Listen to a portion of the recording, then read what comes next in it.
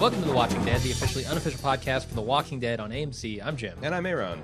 And today we're talking about Season 5, Episode 16, titled Conquer. It's the season finale. This was a big event, I guess. I don't know. It didn't seem like as big of an event as I wanted it to be. Yeah, but... I wanted some kind of attack on the town, and what I got was Father Gabriel leaving the gate open. And it was some attack. There was an attack, yes. In the kind of same sense of Charlotte Webb's Some Pig. It's like, kind of impressive, I guess. It's not really about the pig. It's more about the web. Right, yep. But honestly, I wasn't that disappointed by it. No. Even though I didn't really get what I felt I wanted to get when I was going into this. Yeah. It was still pretty good. On second watch, there were some nitpicky things about, the way that they make this show and stuff like that. Sure. That we'll talk about when we get there. But and overall, pretty good. The big problem is that the character of Father Gabriel at this point is just unmitigated dumpster fire that cannot be. Yeah. No one can control the blaze. The flames just get higher and higher, and he was kind of the central mechanic to advance the plot, which is the biggest problem I had, is because this character who's just really awful in so many senses of the word, he leaving that door open. And I can't really hate this guy much more than I do. And I also get that this a lot that I didn't get on the first viewing because I was just wrapped up in my own annoyance. I get kind of like how suicidal he was, and like a lot of these things where he's just giant prick is essentially trying to commit suicide by cop. Mm-hmm. Except for instead of cop, you put Walker, you put Sasha, you put when he's telling Sasha off about Bob, which I get, and she gets for too. If he wanted to commit suicide, he could just fucking do it by the Walker. And I wonder if there's some kind of religious angle, like, I was thinking like Judas Iscariot when I saw that noose, but I also wonder if it's just like, oh, I won't get to heaven if I commit suicide. Mm-hmm. I don't know what. I guess he's Episcopalian. I don't know what exactly, if that's if that's a mortal sin or what. So he's like, oh, it's got to be at someone else's hand. I don't know, but it's just a fundamentally selfish act. I'm trying to decide whether I'm supposed to hate him this much, and this is like good writing. Make his priest is supposed to serve and protect, and he's talking about God be like this just dick character. Well, it's I don't know. So the stuff before this, like I think, he's purposely mean in this episode to Sasha for the reasons you listed, try to get her to kill him. The other stuff like before this, where he goes up to Maggie, he says stuff about God, and I think that's a little bit of personal bias coming in as to not liking him there. And I'm willing to acknowledge that. I don't like the guy for that very reason. Sure. And having just watched the Scientology video, it makes it even worse. I don't know. But I don't like him for so many other reasons, though. Right. He's a bad priest, for one. And I just feel like his time, I don't see a way they can rehabilitate him in the way they've done with like Tara, Eugene, some of these other characters that were kind of... Well, he's in the similar. He's like, I'm about to declare a Fiesta cast, or maybe it's a have Fish Friday cast. I don't know what would the Episcopalian priest, the wine and wafer cast for him, or we just sing hominies and all that stuff. I don't know, man. Well, they could rehabilitate him in a similar way, probably to the way they rehabilitated Eugene, right? Because they're both cowards at their core, right? I think Father Gabriel is definitely a coward. They could have him, save somebody in a spectacular fashion. Nah, wouldn't do it. No. So you give that benefit of the doubt to Eugene. Eugene was a smoldering dumpster. Okay, I already said the blaze cannot be. Plus, contained. He got a little bit of comeuppance, right? Like the punch in the face. Yeah. So they couldn't do that with Gabriel for you. Like give him a good solid punch to the face. Have him save, Rosita. Before this episode, maybe. Before this episode, because he hadn't really... Okay. I mean, Yeah.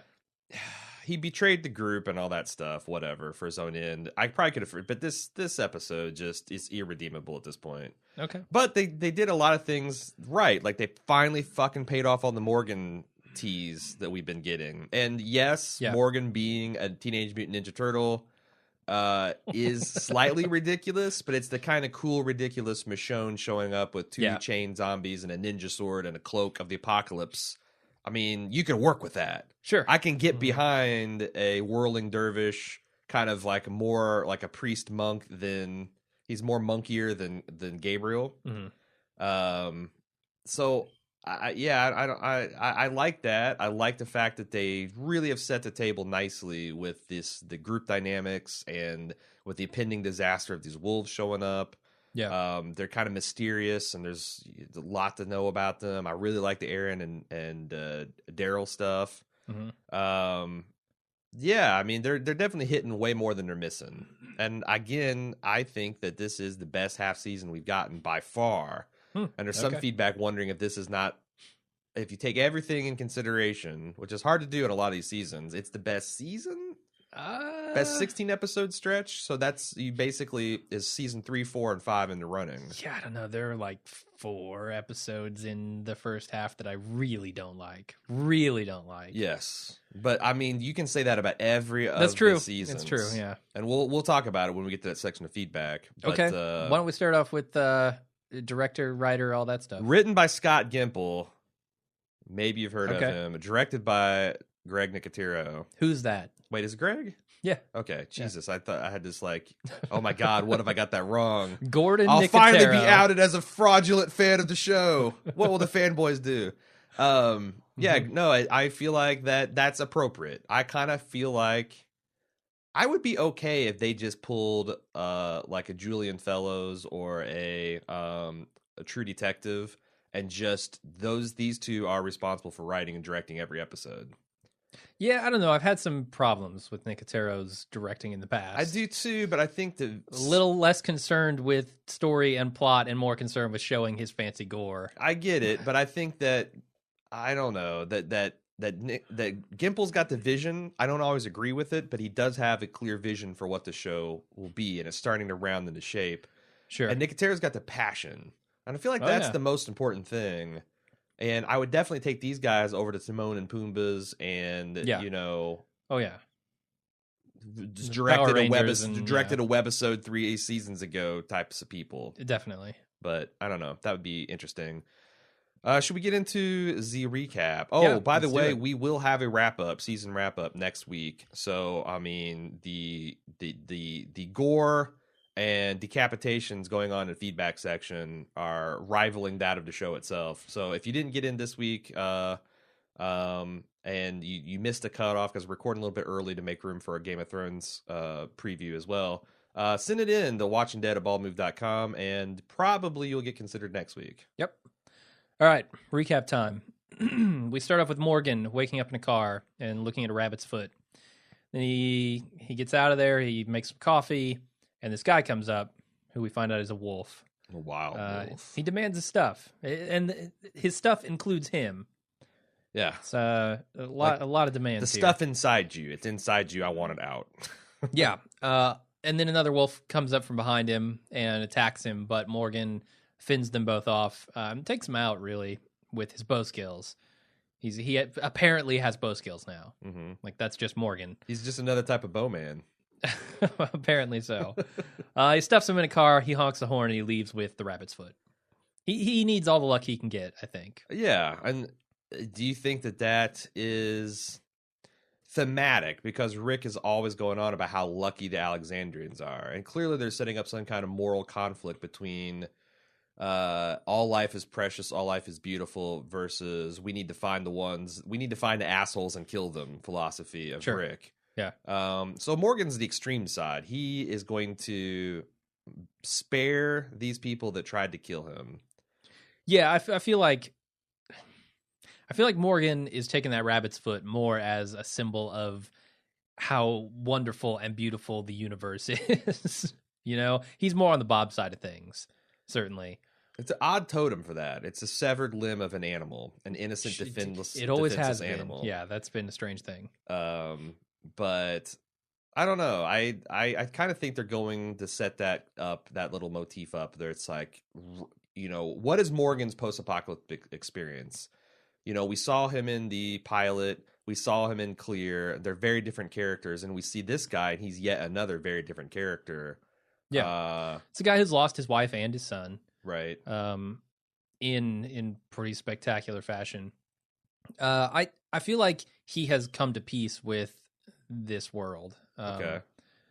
And this is less him saying I need luck and more him saying I am lucky. Like I'm lucky to be alive. Every day is a gift, sort of thing. I get you. And he's taking this more as just a reminder of how great things are. What did you think of any of this kind of flavor text we got with the wolves? Where back when the Europeans first came, and they about why they put the W's on their heads. Yeah, they put the bounty on the wolves' heads, and some men say that wolves are weird. Transformed into men, and now we're men transformed into wolves. Aren't we clever? So are they, when they carve W's into the heads of walkers? Do they do that before they're alive, or before they turn into walkers, or after? I don't know. It seems to me like they might have done that before, especially with the woman on the tree. But a lot of these walkers, they look very walkerish when we find them. Sure. And a lot of these torsos, like, how many people do they have with them? I don't know, and because I was thinking that maybe that this is a weird cult, like maybe that some of these, like the person that was tied to the tree, maybe was willing.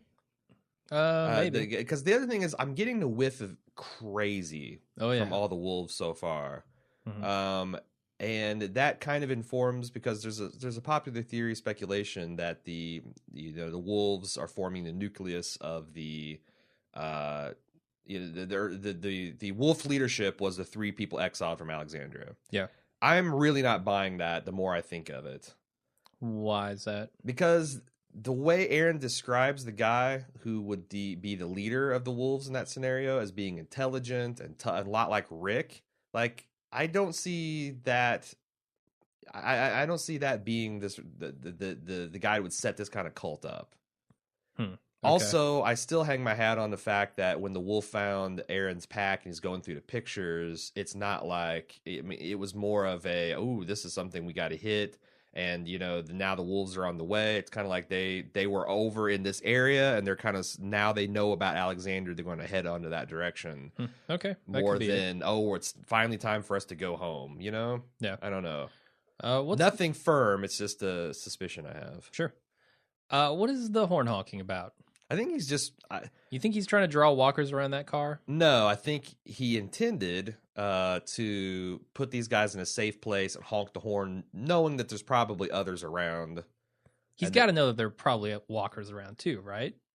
Yeah, but so I mean that's a good point. So his buddies will come and kill the walkers that inevitably show up and help him out.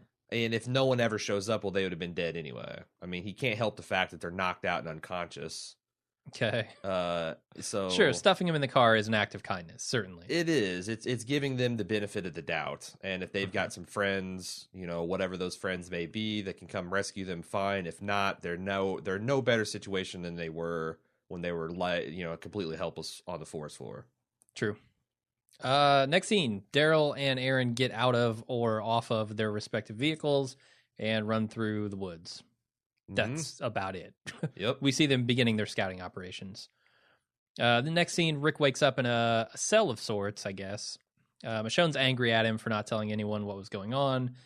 And then Glenn, Carol, and Abraham walk in, and Carol berates Rick for how stupid it was to take this gun from the armory, even though she did it. What were you thinking, Rick? Which is really funny to me. Sure. Like, everything about the way Carol is expressing herself. And I like how Andrew Lincoln plays it kind of wryly. Like, He's well, like, you're going to put this? Okay, fine.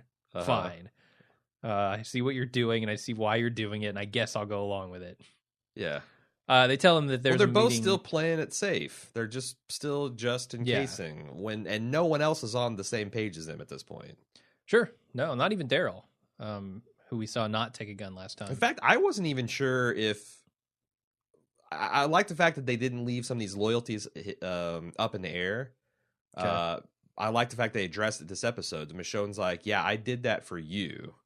I didn't do it because I'm siding with them and I'll always be with you. And it seems like everybody in the group, except for maybe Glenn, could be relied on to support Rick in any kind of uprising situation.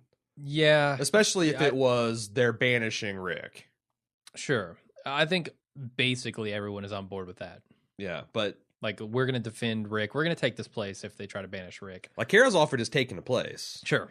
And then there's people like Michonne and Abraham's like, well, with justifiable cause, or if they're doing something stupid, we'll take it over. And there's Glenn, it's like, I'm not sure what exactly he would back, but I feel like he is the most on the other. I mean, he's still pro Rick, but he's the furthest on the spectrum away from him. Definitely. That matters. I mean, I don't know what the hell Tara, she's in a coma, or Eugene. She was in a coma. She was in a coma, yeah. Anyway, so they say, hey, there's a meeting scheduled for later tonight, and they're probably going to banish you. And so they decide to make a plan. Well, Rick decides to make a plan for that inevitability.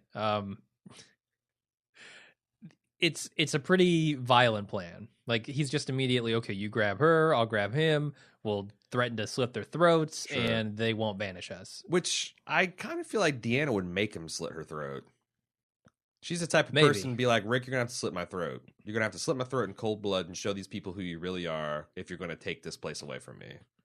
Yeah, and I don't feel like this is the least on board people are with Rick, right? Yeah. Like, we don't need to threaten to slit their throats immediately. We can talk with them. Which is weird because, like, Carol's completely dismissive. These people are children like stories. Rick's completely dismissive. But the thing is, within these walls, their kind of like Gandhi-esque passive resistance can beat a man like Rick.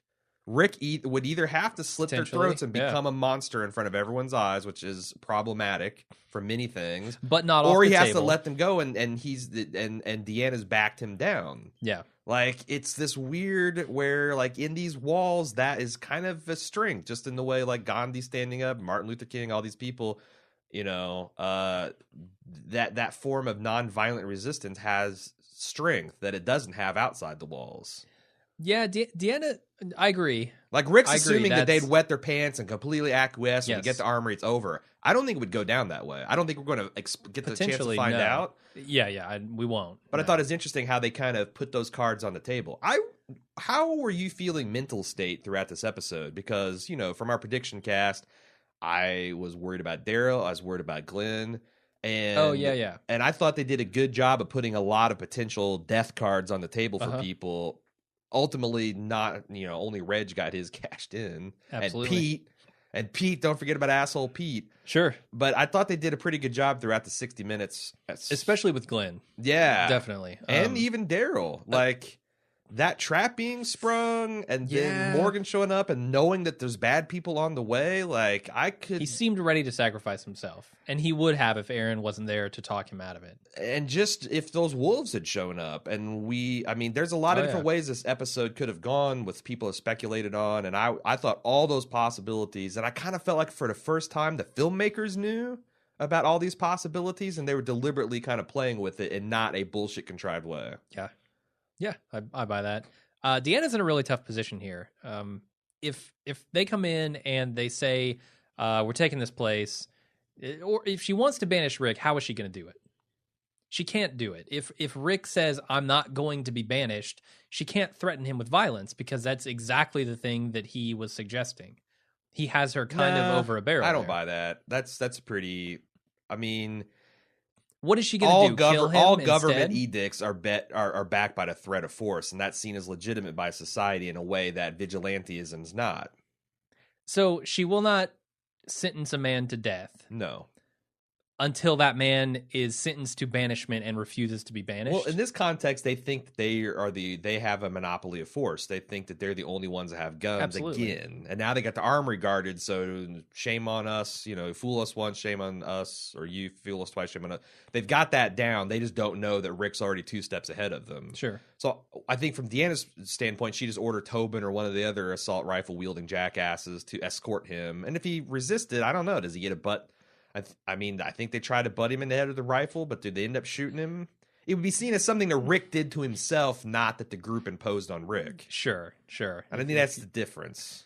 in that. If you want to twist it around that way, I guess you can. I think that's exactly what I mean. I'm obviously banishment is another type of death sentence. Sure. Even if Rick survives, it's going to be that feral kind of state that they're all worried about. But it's certainly not, but she's made peace with that as that's the civilized approach. At least we're giving you a chance. All right. Well, if she can do that. And it's kind of also that passive aggressive, we didn't want this. You're the one that didn't want to be with us. So now we're just obliging you. We're not going to leave, Maybe we would, but so I don't know. I don't have an ethical problem with that. All right. I guess Deanna might not either. Maggie tells Deanna and Reg that it's not fair to allow Rick to be banished by a bunch of scared people, and that this meeting is going to be kind of a clusterfuck. And she makes her case, and Reg makes his in Reg fashion. It's the worst episode of hardcore history ever. So there were cavemen. There was this guy named Caesar, and he pissed people off, and here we are. They stabbed him, and here we are. Representative government. Yeah. Jesus, man. His just roundabout way of getting to his point. Yeah. It's hilarious. And I'm going to miss Reg. As much as he is kind of a ridiculous character in some ways, I'm going to miss him. Yeah, it's definitely a loss. You had a rock solid Reg. It does seem like the big thing is Deanna seems like her mind's made up. Like she's over the dissing casseroles and listening to Nine Inch Nails and burning notes. So this meeting is just a formality? It does feel like that. Yeah, that she thinks like, hey, we're just going to all meet up. But the way she says in the specific wording and then how she conducts herself in the meeting just feels like that she thinks that she can just steer this in the way she wants to go. Especially when she has the card up her sleeve of Gabriel's testimony. Right. Which Jesse shits all over, but... Sure, which she should. I mean, that's the other thing about Deanna is like, oh, I'm going to use Robert's rules of order, but then, I'm going to just freely admit hearsay into this kangaroo court. And I love that Jesse called her on it. Like, oh, so we're not going to have the defendants here to testify for themselves because of some reason. Mm-hmm. We're not going to postpone the meeting. And then you're just going to throw in hearsay for another person that's not here. I mean, they could go get Gabriel and say, what did you tell me? Clearly, that's what Maggie was going to do. Maggie was going to go there and probably grab him by the balls and like, look, you fucker. You fuck us, and probably. I will end you, kind of, give her the Carol. Give her the Carol treatment. Give him the Carol treatment. Give him a casserole. Yeah. So that's what slipping the casserole shall now be known as a death threat from here on forward. Mm-hmm. Henceforth. Sasha carts some walker bodies from the fence out to a pit in the woods where she slides into it kind of accidentally and then decides, I'm just going to take a nap here right on this pile of corpses. Mm-hmm. Really disturbing. Well, it's keeping with their Nine Inch Nails theme. She's sliding further downward spiral. Down the undead spiral. Yeah. What's going through Sasha's head here, man? I don't know. You got a little bit of Christ figure with the cruciform pose. You got a little bit of the, is she going to be dead for a metaphorical 3 days and then rise?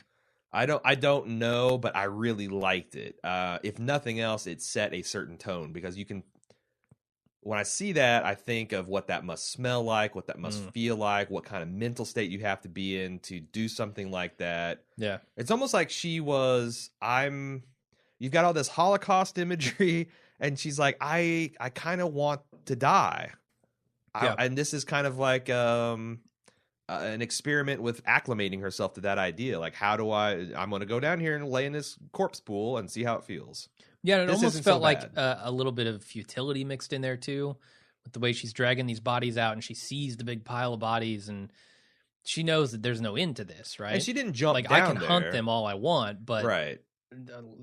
I'm going to continue to do this for the rest of my life. I'm going through the motions. I didn't jump down here. I backslid down here. Yeah. Maybe this is inevitable. That's good stuff. Yeah, I agree. And it was a beautiful shot with they got the crane shot out there just for that, just to give a nice high view of her in that the abyss of corpses. I liked it. Yeah. We go over to Daryl, who's tracking someone through the woods while Aaron tells him about the 3 people that he found and then had to banish. Yeah. And it's clear that Aaron is somewhat haunted by this. He is... It's his fuck up. Yeah, he feels really bad about having to banish these people. Sure. And he wants to, I guess, find them and maybe help them. I don't know. You think so? I'm not sure. I think it's more of like we have to He's be extending damn that sure. to other people as well. Right. You know, like he wants to give people the benefit of the doubt. And I think, Right.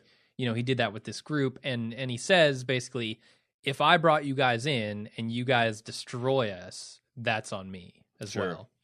well. So he's kind of a little worried about who he has brought into this camp. But we also don't really know. I mean, Davidson was a smart, strong leader. Mm-hmm.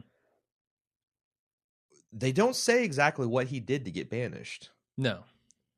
It makes you wonder. He just says it doesn't work out. Well, but I mean, with Deanna, what I know of Deanna so far, I'm starting to wonder whether the reason they didn't work out is just because he was kind of a Rick type. Like he went all in with 7 deuce, and she banished him.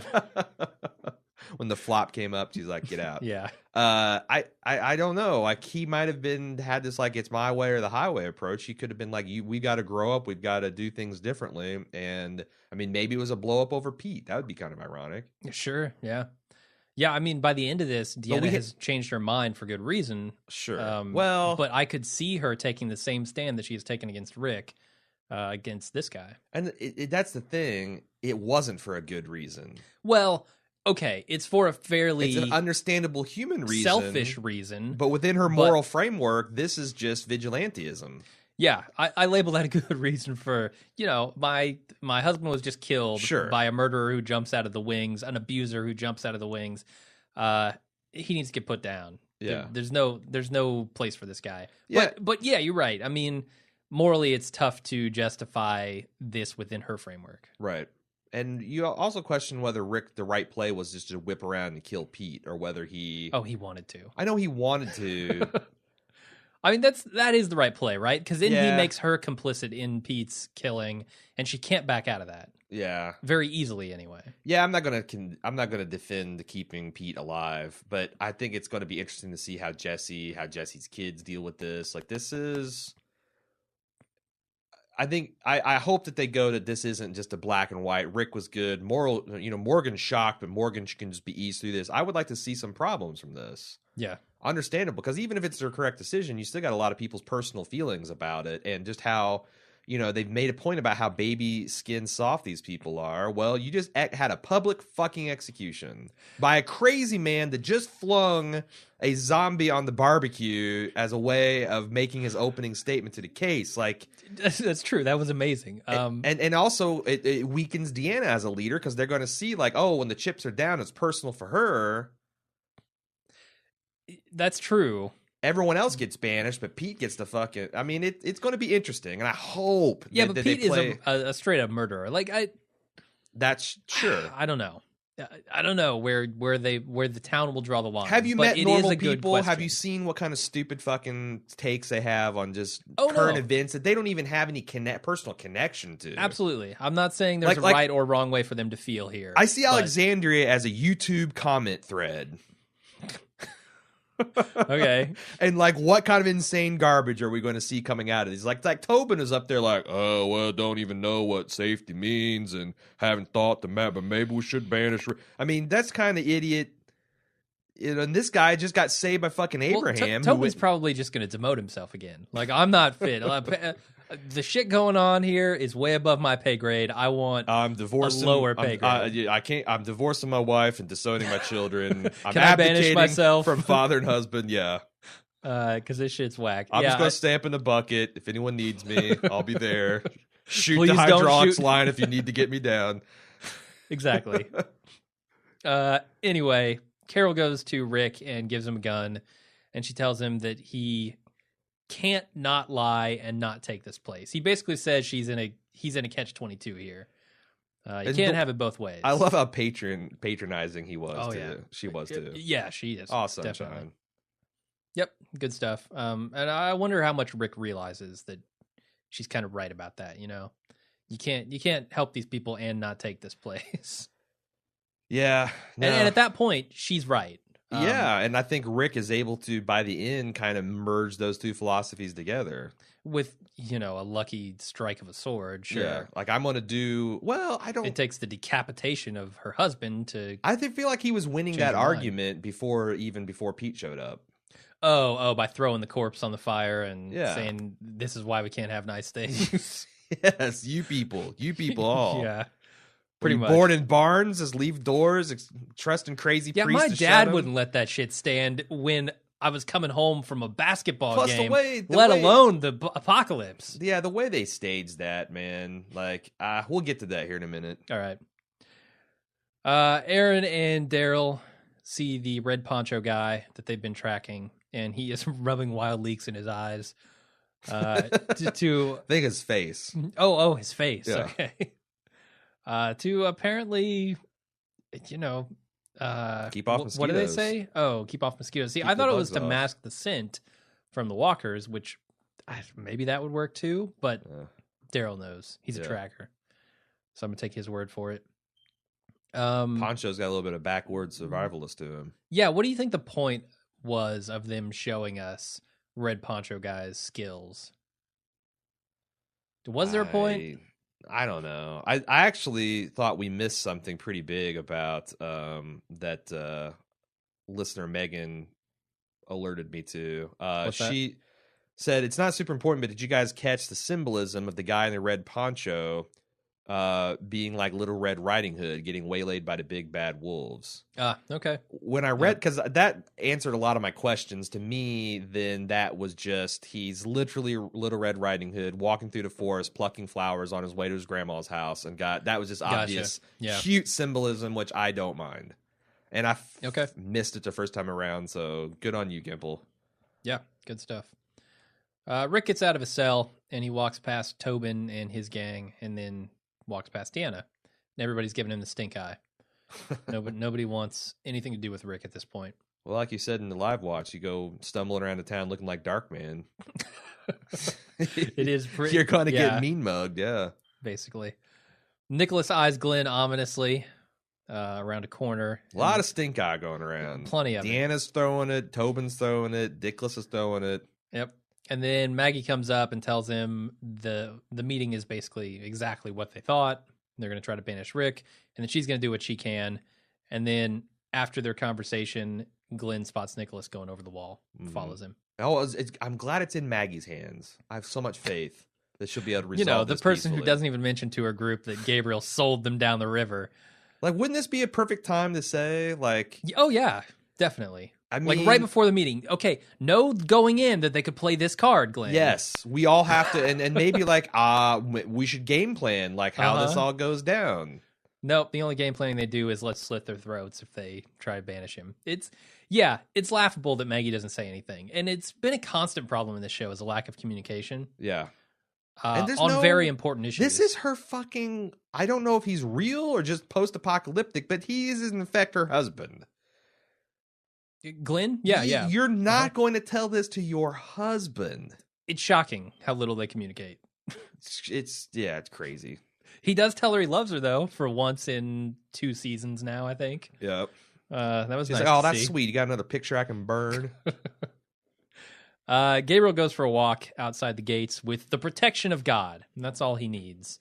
He's going... I don't know what his purpose is here in going outside these walls. He's trying to commit suicide. He's got his... But then he backs out. He says, I can't do this. I really think this is a further nuance to how big of a douchebag he is that he realized that he'd be committing suicide and he wouldn't be able to get into the kingdom of God.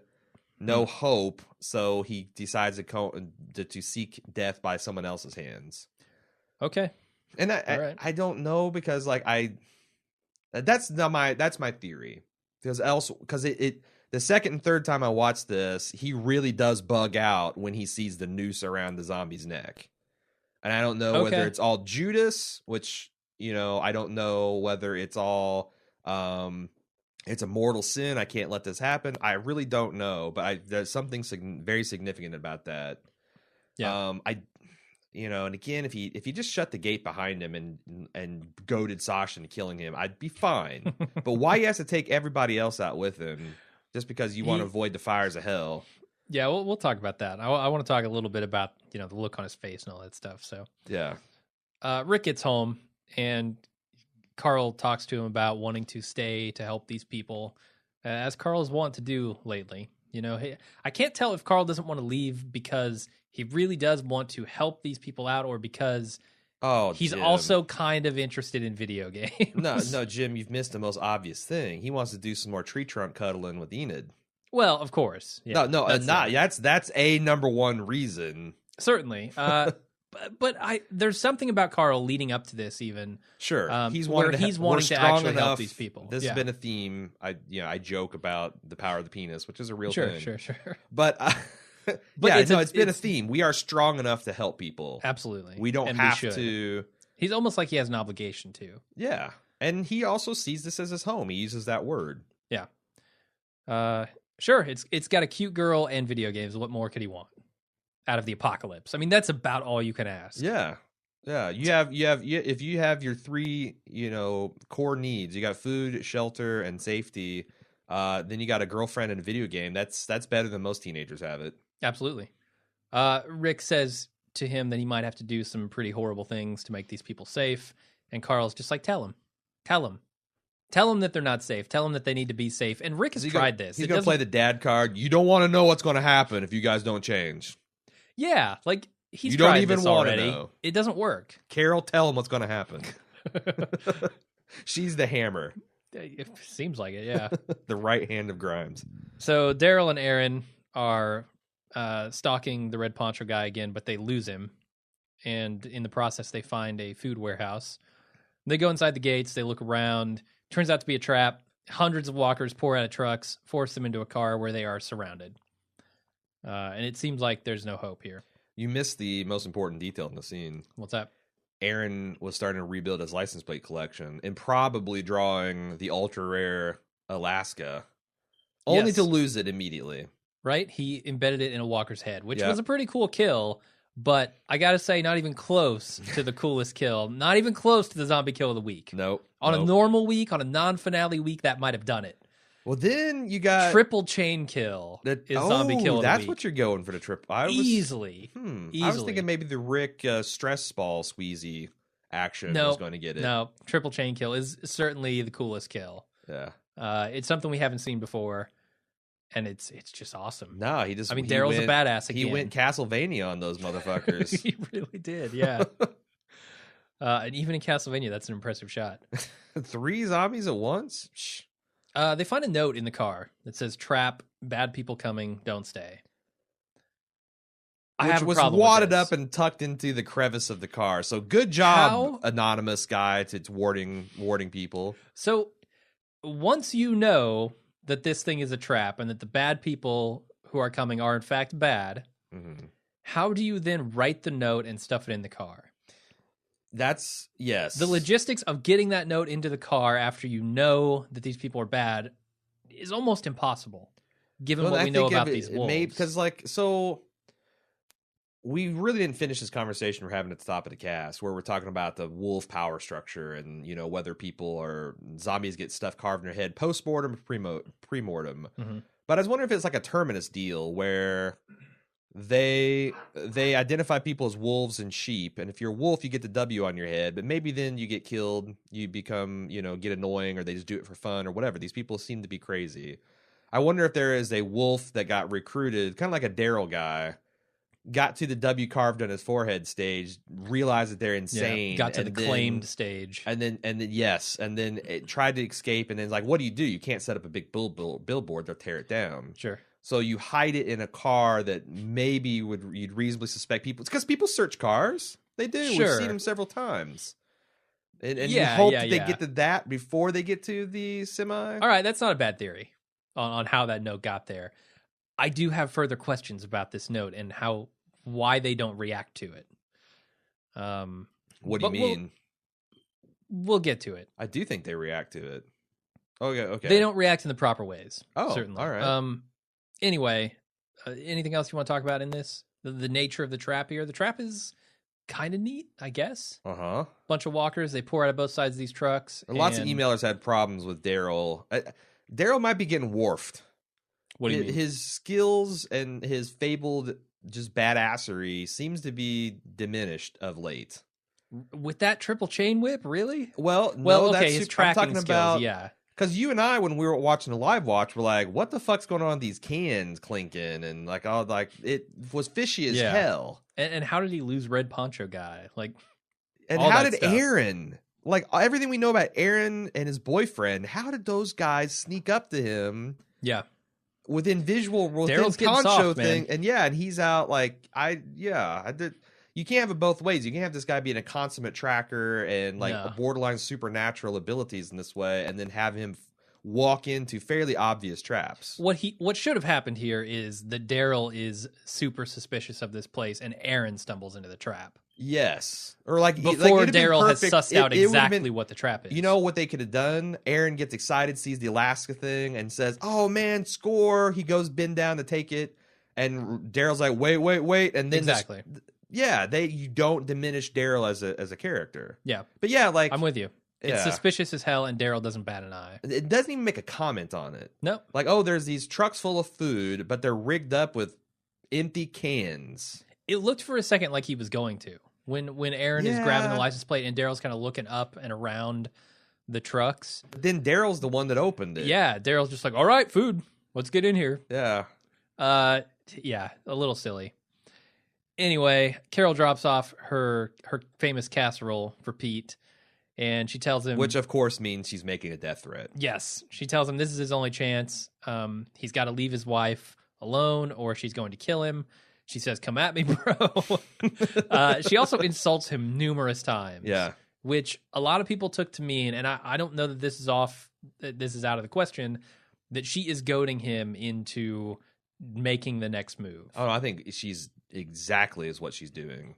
I think she's also fulfilling a little bit of personal revenge here. It works both ways, but I think clearly she's winding him up so he does something rash, which is going to make Rick's claim at the campfire meeting stronger. Something rash, like not bringing back her dish clean. God help him if he does that. You can kill as many Reg as you want, but that fucking dish better be clean. For sure. That should really been, good scene. That should have been the final scene of tonight's episode, not Shimon. Not Michonne hanging up her sword. It should have been the pristine casserole dish in the setting up to dry in his dish rack. That should have been zoomed in on that. Just a 45-second pull out. Yep, onto the dish. Because Pete knows what's up. He does now, certainly. I really love this scene. I mean, we've talked about how Carol has been kind of amazing the whole time in a sort of psychotic way. This is just an extension of that, and it's glorious. Yeah, one dude wrote and said that he didn't buy it because she's so much physically smaller than him. She's got a knife to his neck. Dude, this is the person that single-handedly liberated Terminus with a bottle rocket. Yep. And she's got that knuckle-dusting fucking Rambo knife. Uh-huh. She's not afraid. Pete's beat up women, you know? She's been beat up by better men than him, and she's not going to... no, there's no way do I buy that he's not intimidated by her. Yeah. I'm glad that they portrayed that the way they did. I did. I thought it was good too. Glenn tracks Nicholas. What do you think about his insane "this isn't my house" ramblings? Oh, where he goes and tears up his own kitchen? Well, not his own kitchen. Someone else's kitchen. Okay. Well, it's his house now. Also, questionable decision to move him like just one door down from his wife that he likes to get liquored up and beat. Yeah, maybe put him on the other side of the street so he can't see Rick going in. He also was playing drunk Pete, showing up at the meeting. Playing drunk Pete, or he was drunk? Well, that's what I'm saying. The actor was playing Pete as drunk, because we've seen Pete sober, we've seen Pete drunk. This is Pete drunk, so I can only suspect that Tolman escorted him to the new house, and then like, man, feel sorry about all this. Here's a case of beer. Mm-hmm. Fridge is fully stocked. Go at it. Numb the pain, Doc. See you at the meeting. Maybe Tobin's be there with bells on. Maybe everyone's pro Rick except for Diana or Deanna. It could be. They're just all winding people up. Yep. Glenn is tracking Nicholas through the woods. Nicholas somehow gets the fucking drop on Glenn and shoots him in the shoulder. it's really hard for me to buy this stuff. When we know how skilled our group is, and we know how unskilled Nicholas is. Again, all they could avoided all this by making these people baseline competent. Yes, from the start. Nicholas being a stumblefuck, it's completely absurd. But if he was just like, your average like Rick in the group day 30 of the zombie apocalypse proficient, then you could kind of like, okay, well maybe he did something clever. Yeah, I also, think did he engineer this whole thing to lure Glenn outside the city? That's showing some, I don't know, frankly, Machiavellian ballsy planning from this guy. Definitely. He would have to know that Glenn was looking at that moment, and I guess he might, given that he spotted him on the porch there. Mm-hmm. But I don't know, man. The way that they have set up the Alexandrians, they're kind of in a catch-22 here. They can't make them look competent now because they've made them look completely incompetent, and it weakens their main narrative thrust. What they probably should have done is, and granted, I don't make television, so all of these suggestions are coming from a place of almost complete ignorance. That's what makes our podcast work. Let's just be frank. What they probably should have done is make them soft in spirit, not soft in skills. Like, don't show them just being complete dumbasses who can't keep themselves. And maybe they were badasses, but then the walls came up and they've gotten soft and fat, like Rick and Michonne are worried about becoming. That they're rusty, maybe they haven't had to fight for a long time. Okay, maybe, but the other thing they could do is show them, the decisions that they make in regards to how they handle situations being poor. Not necessarily they can't shoot straight and they don't have any tactics, that kind of stuff. Sure. And they've shown both of those, which makes them seem even more helpless and makes me not buy scenes where Glenn is accosted by Nicholas from the woods. Plus, you got to set this up that Nicholas somehow got Rick's gun.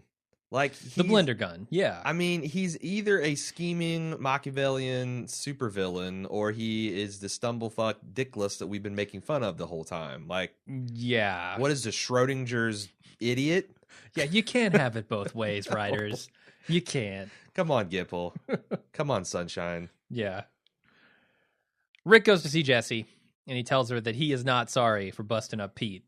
And she agrees with him. She's like, yeah, you shouldn't be. Pete sees that Rick and Jesse are talking, and he grunts and gets angry. A sweet shot of Rick talking to Jesse entirely in reflection. Really cool. Yeah. Hats off, Nicotero. Yep, good stuff. I don't know if people didn't get what they're saying here. This black eye of Jesse's happened when Pete backhands her during this fight, right? During Rick and his fight in the street. So he has not had access to her to abuse her again. No, she does bruise like a Georgian peach, apparently, which makes it all the more interesting. Surprising that she never had bruises before. Yeah, she's just a whiz at foundation and concealer. I guess so. Daryl tells Aaron that something about feeling not human. It's really hard to understand what Daryl's saying here. He needs to open his fucking mouth when he talks. Enunciate, Daryl, for God's sake. He decides he's going to sacrifice himself to get Aaron out of the car. And just before he does that, well, Aaron kind of talks him out of it. And then they're about to step out and do their thing. But just before they do, Morgan comes to the rescue. Mm-hmm. He comes in like a whirlwind and bow staffs a bunch of walkers and gets them out of their situation. Once they're safe, he tells them all life is precious. Aaron tells them that they have a community, and Morgan says, yep, let's do it. Let's go. Did you feel like that was something that Aaron didn't know how to, because Daryl's looking like, is this real? Okay, I guess he saved us, but he could still be crazy. Here's the thing. Okay, before we get to that, because I want to talk a little bit about that. Okay. I kind of glossed over the fact that Morgan hands Daryl this map of Rick, saying, sure, the world needs people like you, Rick Grimes. I thought that was a really cool way to bring this back around and to get Daryl to understand who he's dealing with here. And we didn't need to see. I'm kind of glad they cut away, because as much as it might be nice to see them kind of make that realization, we didn't really need to see it. Like a conversation about, Rick Grimes. Yeah. Of course I do. He's the guy on the walkie. Exactly. Absolutely. Okay, now let's talk about their reaction when Morgan comes up and saves them. Well, I just thought that, first of all, what is up with Morgan and his shtick shining? That's He doesn't want they've blood on it, man. but they've deliberately showed him whipping that yellow rag out and cleaning his stick, which this sounds very graphically sexual. He's got to clear his stick of blood. Stick's got to be clear. Yeah. It's and his precious bodily fluids, all that stuff. I don't know what it is. I don't know if that's a thing you do when you are a martial arts expert and get blood on your staff. I couldn't. I mean, I've seen people clean their blade after getting a bloody. Sure. That seems to make Just sense. wipe it on your jeans. Yeah. Yeah, or have a rag that you keep it clean because you don't want it to rust or get stuck in a scabbard. But it feels like it's some kind of character trait that might play off later. But honestly, it escapes me. It just seems like a weird tick at this point. Okay. So given that they have seen this note that says trap, really fucking bad people on the way, don't trust anyone. Sure. They immediately trust Morgan. Is it because of this map alone? Well, we had a couple pieces of feedback about that, and I kind of went back and forth. I know he saves them, but that's what the note was there to warn them about. Yes, like this could be just phase 2 of the trap. Exactly. But that, I don't know. I mean, I think a little more paranoia was required here. I'm surprised that Aaron jumped right to we've got a settlement. You know, he spills the fucking beans immediately. I mean, it could have been like, thanks for saving us. My buddy and I are actually trying to get to this one place we've heard of. You want to join up? And then you can kind of like figure out what he's all about. But yeah. I mean, once he busts out the map, man, I don't know how they could have fixed that order. And also some of this is like, maybe we're just thinking about it too hard. I don't think so, though. No, you're this right. Note should be an indication that there are bad people coming and that the next person and who Aaron's shows making up reference, is a bad like, person. We got to keep out of here. We got to get out of here because bad people are coming. Who says he's not a bad person? Yeah, but it is a little Rube Goldbergian to have this trap, and then it springs, and it seems to be highly effective, and then Morgan steps forward to save you, and now that he's a super secret double undercover bad guy. Come on, man. After Terminus, Daryl doesn't think that even people who seem nice on the outside are going to be bad people. What's not to seem to action? Like, what would he benefit if that's a trap? I don't, man. What would Terminus benefit by giving you a hot meal instead of just putting you in a train? Well, because they're also recruiting. Clearly, that part of their interrogation process. All right, so maybe that's what. No, you're right. Morgan's doing. You're right. Who the hell knows? It could be an elaborate way to like, hey, you got people? Where are your people at? And then we'll go and hit them. Yeah, you're right. If paranoia is ever justified, I think it's in the apocalypse after being warned of bad people in the area. I retract my criticism of your criticism. Okay. Once again, Walking Dead let us all down. Something I won't criticize is the effectiveness of a bow staff on walkers. I think it's a pretty effective weapon just for even moving walkers out of the way. Yeah, no. Like you can charge through a group of walkers, pushing them out of the way and directing them to get a clear path forward. I feel like you sharpen the end of the stick though, at least. Yeah, that's I don't know that idea. you need a full blown on spear, but sharpening that with a pocket knife or something would make it more effective for stabbing and lose none of the utility for hurting zombies and crashing skulls. Yeah. Now, it might be more likely to kill people, which is something he probably doesn't want to do. Yeah, but seemingly doesn't want to do. He has a gun. He has a weapon capable of killing. I mean, I don't feel like he would think like, "Oh God, I lost control of my staff. What the hell?" You know? I don't know. He doesn't want to kill people. Staffs don't kill people. Even people who want to kill him. It's true. Okay, Gabriel comes upon a walker eating someone out in the woods along the road. And he kills the walker, then he kills the person, and then he cries in the street. Rolls up into a ball. This guy got killed by a single walker. How do you get killed by a single walker in the middle of a road? Well, this guy deserved whatever. Noah got taken out by lawn furniture. So maybe there was a Barca lounger that we didn't see off camera. A guy tripped, slipped, punched himself in the balls, and this is what we got. Yeah, this is like the orange backpack guy along the road. Yeah. A group came along and like the orange backpack, they picked up the Barca lounger. I am about done, especially if we got people like the Wolves operating. I'm about done finding your average, sprained ankle hippie couple, your dumb orange backpack guy, your little Red Riding Hood. A little late into the apocalypse. I mean, I know we said this like last season too, but seriously. Seriously, unless there's a compelling reason, like a 2-year supply of beefaroni, Yeah, I was gonna cold say. rolled steel walls, I'm done with people just being helpless in this fucking world. Sure. Like Gabriel. Gabriel was the last time that shit is allowed to fly. Like, I want to see like a little girl like Newt from Aliens out there that like, oh, and she's like a hiding vicious in the killer. ductwork. Yeah, man, I'm ready for that. All right. I'm done with these idiots. Sounds good. The other thing is Gabriel here. So you think that Gabriel is just giving up? Yeah, no, I mean, what do you think? You think he went out there to walk with God? I think literally he went out there to walk with God. You think so? All yeah, right. footprints in the sand. And then when he's confronted with the actuality of that, he changes his mind. No, I do think it's something to do with this noose. Yeah. If you look at that scene, his eyes focus on the noose, and then he's like, "Oh shit, I can't do this." And I'm guessing it's because I have no idea why that would change his mind, though. Again, it's a Christian. Like a noose is not a symbol of suicide or anything. Why isn't it? It could be. I guess. I think there are other things that I associate nooses with. Yeah, I get it. But do you think someone suicide. strung him up for stealing a horse? I mean, potentially. I don't know. Sure. I guess. I mean, that's got to be what's going through his head here. Because if I don't see why else he kills these walkers. If it's the Judas angle, then turning around and betraying the whole town, I think it's something. It's something with the suicide. Yeah, you're probably right. We go back to the town, to Alexandria, and Abraham is bringing flowers for Tara. He is apparently not talking to Eugene and vice versa. Well, it makes sense. Yeah, I understand why, but it was something that they hadn't really shown us before. Rosita, being a huge dick here, wakes Eugene up. No, it's great. To force a confrontation between the two, where Eugene apologizes to Abraham and vice versa. It seems like it's water under the bridge now. They both were in the wrong, and they acknowledge it. I like this scene. Yeah. I like the scene a lot. As much as I think Eugene is a ridiculous character. He is. Like, he cannot use one word, and I should talk, right? I'm a little wordy son of a bitch myself. But sure. That with the stilted Southern gentleman thing, it's just... Yeah.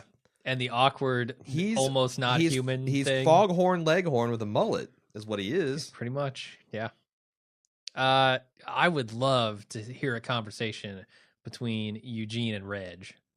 That would just be dynamite. I would love it. Anyway, there's not a whole lot to go on here other than that apology. Yeah.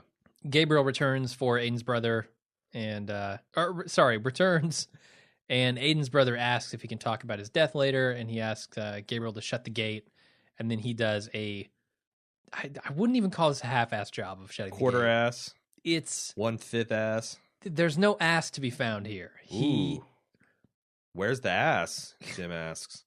I don't know. I mean, maybe that's what Gabriel's staring at. Was it intentional, or was it an act of him being in kind of a fugue state? He is shocked. He is in shock. It's PTSD that causes this gate to be remained open. But the way they staged this with Aiden's brother, whose name escapes me. Yeah, I don't. He's like a serial shirker. He was supposed to be up in the tower, but he was serving drinks at his mom's party. He's supposed to be watching the gate. He can't be bought.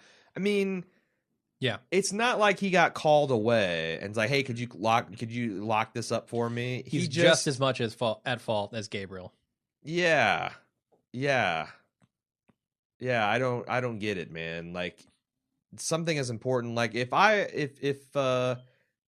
you and I were walking out of this apartment and you walked out first and you said, hey, would you lock up for me? Would you at least like listen or look to see that I did, or would you just walk off and assume that I'd locked your front door to the apartment? I would assume that you've locked the door. However, if you did the if repercussions, you're 5 foot away, yeah. Well, also the repercussions of not locking my door are not that great. Sure. I'm not going to get eaten in my sleep by walkers.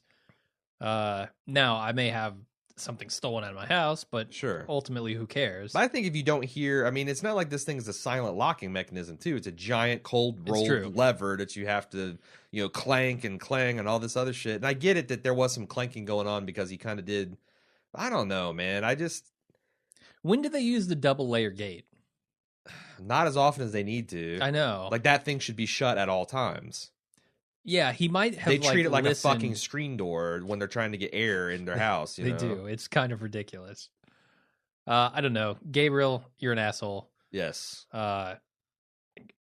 He's obviously just in a state of shock here. I don't think he's doing this on purpose. Sure. I think he's just not thinking about it, but this still doesn't make him not an asshole. Nicholas is attacked by a walker, and he shoots it, and then Glenn attacks him, and he gets his ass beat until walkers drive off Nicholas and swarm on Glenn. And we're supposed to think, oh no, Glenn's going to get eaten. Kind of afraid, honestly. Sure. I definitely, Glenn was on my death radar. How did you feel about Nicholas getting the upper hand on Glenn after Glenn has the upper hand and is beating him senseless? Well, Glenn was wounded, and Nicholas, being the dick that he is, attacked that wound, which is kind of like, but very only after tropey, he spun him over. Yeah, very tropey action hero thing to do. Like, go out and work the wound when you're. So, like, again, like, this is the least problem I had with Nicholas being either brilliant or an idiot. So, okay, yeah, sounds good.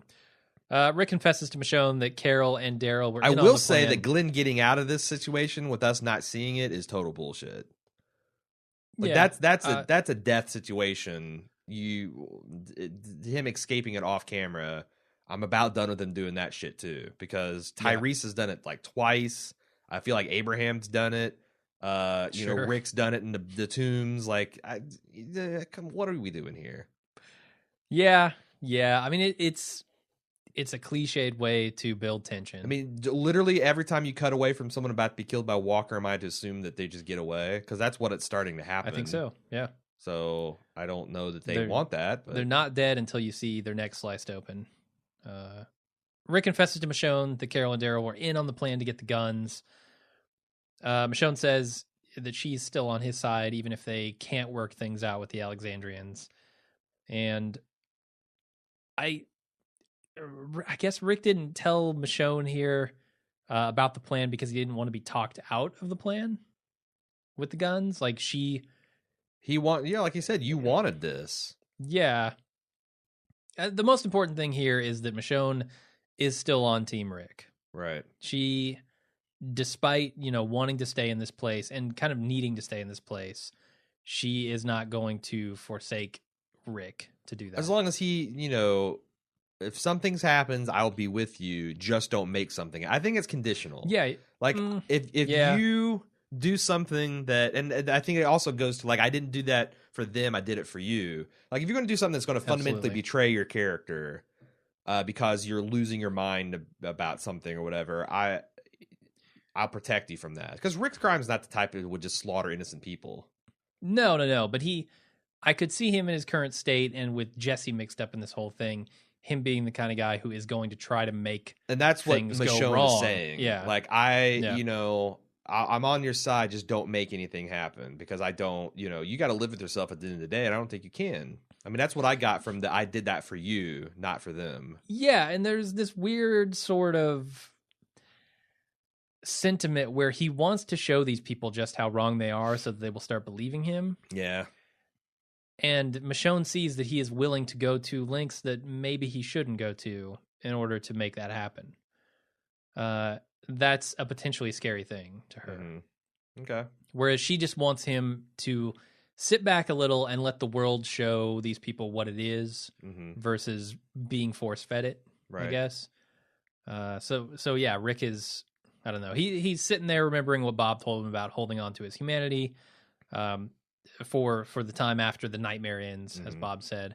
Now, I thought this was a pretty good scene here. Rick is starting to come to terms with the idea that he doesn't want to be as insane as he has been. Sure. And that Bob was actually right.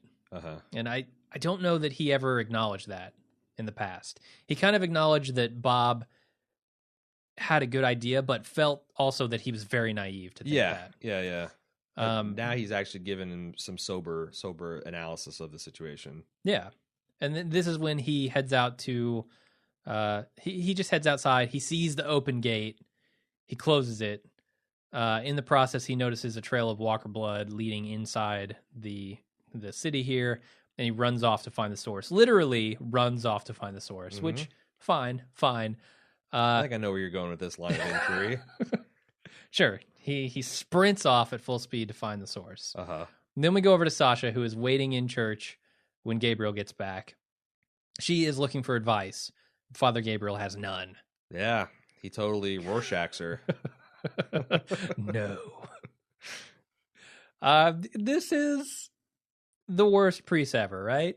Well, you have someone coming to you asking, begging for help, some sort of guidance, and Gabriel refuses to give any. Yeah, I don't know. Worst priest ever is a pretty strong statement. Okay, he's not molesting any children. Worst priest since the Reformation. I mean, like you got the Inquisition. You got Inquisition. Actually, I don't even think he's the worst priest since that. I think there have been worse. But pretty bad priest, as priests go. I mean, you can recover from a priest diddling you. Yeah, a priest lets zombies into your walled community. You're gonna die. That's pretty final. That's true. It's true. Although I don't know that the priest would look at it that way. Anyway, I don't know what else I want to say about this scene. I think a more important scene is coming up. Okay. Where I don't know if this is how it works in Virginia. Maybe daylight savings time hit, but night instantly falls in this city. Oh yeah. Instantly. Oh, yeah. You don't know in the Midwest because we got all that land on either side of you, but the closer you are to the ocean, the sun just sinks in and fizzles out. Apparently it's like a light switch being thrown off. Because it is pitch fucking black out when this town meeting begins. The group is trying to defend Rick. So a lot of this stuff is intercut, and I'm gonna kind of approach it as a thread, as a whole. Mm-hmm. We'll talk about Rick last. But there's a meeting where Deanna is talking about, what Gabriel told her and why Rick can't stay, and all of the group is trying to defend him. Maggie's coming to his aid. Michonne is coming to his aid. A lot of people. Carol is even jumping in there and saying I don't know. She's kind of revealing a little bit more than I expected this Carol to reveal. But it was all within her performance. Yeah, I don't think I'm not complaining about that. I'm just a little surprised by it. It's also kind of weird that she's pulling off this wife routine with the giant skull and crossbones brass knuckle knife at her hip. Okay. Mm-hmm. But no, it's purely defensive. Ask Pete. It slices hot butter like nobody's business. Yep. That's the only thing she's ever done with it. And stubbly chins. I don't know. Michonne's stuff here where she says that Rick is who you're going to be if you're lucky, I thought was pretty good. These people really need to have their eyes opened. And I think, that happens when Rick comes in and tosses a corpse on the fire. I mean, nobody's particularly effective. No, because Deanna has, the ace up her sleeve of what Gabriel told her and a very hardened attitude toward Rick at this point. Yeah. But I mean, just like, Michonne, Carol, Maggie was, I think, the most effective at actually pitching a speech towards this crowd. I feel like everybody else was pitching a speech towards people of their peers. Like if I was a battle-hardened group, these are the things would say to sway me. But it wasn't going over this fairly soft residential community. Maggie was the only one that's like, I'm going to think like a politician. Maybe that's the point. I'm going to appeal to family and safety and security and moms in minivans and I felt like chickens in every pot, that kind of bullshit. Sure, absolutely. And that's very, governmental of her, very politician of her. Deanna's taught her well. I felt like the everyman here, though, was Abraham. There's a vast ocean of shit that you don't know shit about. Rick knows every fine grain of said shit, and then some. Every kernel. That is every a peanut. Phenomenal speech. I love it. And Abraham is quickly becoming one of my favorite characters when he opens his mouth. Yeah, no. The perfect example of how The Walking Dead can do things with characters that have potty mouths. Without, they're not going to be HBO, but Mother Dick. Mother Dick is good. I'll take Mother Dick over. I've heard Motherfuck. Shit. 5-6 times before I get out of bed in the morning. Mother Dick, I've never heard of my whole life. If he had said "holy fuck" there, nobody would be talking about it. No, Mother Dick Everyone talks about it. It's a fine art. Like, for every mother dick, you get a donkey lick. And I'm not sure the two, maybe it's the delivery. It helps. The mustache helps. I'll say that. Yeah, those chops really help. Yeah, Abraham's kind of fundamentally a ridiculous character, so him saying, grinning and chuckling and saying "mother dick" works. I think so. The other thing that really worked here is Carol's statements, where she's saying that there are terrifying people out there. We need guys like him to protect us. She's talking about Ed here. She's talking about Pete. We need guys like Rick to do to Pete the kind of things that need to be done to Pete, so that he doesn't do to other people what Ed did to me. Which is brilliant, because she's actually, she's perfectly capable of doing at this point, certainly, but these people are not. Right, but she's talking in her mousy housewife character. Yes. So, which I thought was entertaining. That I just love Carol, and Melissa McBride looks like she's having an amazing amount of fun, and I'm glad they didn't kill her off, because I was. Me too. We both were kind of worried at various points that she might be the one getting axed. Yeah. But yeah, she's lived to fight another season. Maggie has no reaction when Deanna brings up what Gabriel said, which was surprising to me. She's just the only thing worse she could have done is spoke up when like Jesse. Oh yeah, I knew about that. Jesse's like, "Well, you're just saying here." No, I heard it too. That's exactly what it said. If anything, she's sugarcoating it. God, someone get her a casserole. Maggie. Gabriel tells Sasha that she's a terrible person and that it's her fault that Bob died. And they get angry and they battle over the gun. Would not have had a problem with Sasha killing Gabriel. I don't know what she would have done, because she's fundamentally a good person. Mm-hmm. But man, I was rooting. And kind of the way they're setting that dichotomy up, where like Glenn, they're two characters wrestling with whether to be merciful or not, and I kind of was expecting one of them to lose that fight, and that kind of show like a little bit of balance. Well, they're going to try to bring both him and Nicholas back around, I guess. Yeah, we'll see if it works. The Nicholas is also a dumpster fire. I don't like his face. We'll talk about Nicholas. Let's save it. I don't like his rat-like ways, his sharp features. I think he needs to go. I don't want to see him redeemed. Him and Father Gabriel. You don't like his face. That's what it boils down to. You don't like his face. Well, the fact that he was introduced as like Aiden's dickish counterpart didn't help. But no, this character, I despise this character. I'm with you. I'm not. I don't know that he and Father Gabriel are salvageable at this point, which is a shame, because I like Seth Gilliam. This other guy don't like. Yeah. Don't like him. Don't like his face. Have I mentioned that? Don't like his beady little eyes. Anyway, Maggie comes in and diffuses the situation with Sasha and Gabriel. I guess you're right. She was over there to try to get Gabriel to come back and testify at this thing. Why else would she have fled the meeting? But this is arguing for her leader's life. It certainly can't help her case about Rick, though, right? So what do you think Maggie was going to do? I don't know. I don't know whether she's going to threaten him, or she's going to be like, "We saved your ass." Yeah, maybe.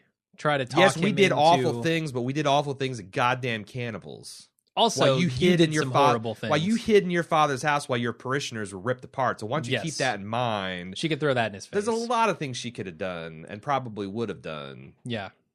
And probably should have done rather than this kumbaya bullshit. How big is this fucking town? Dude. How big is this town? Because Rick has been sprinting for 40 minutes? Uh-huh. If you want to say that it is dusk, the sun is about to go down when he closes that gate. Uh-huh. The sun doesn't go that far down in a half hour.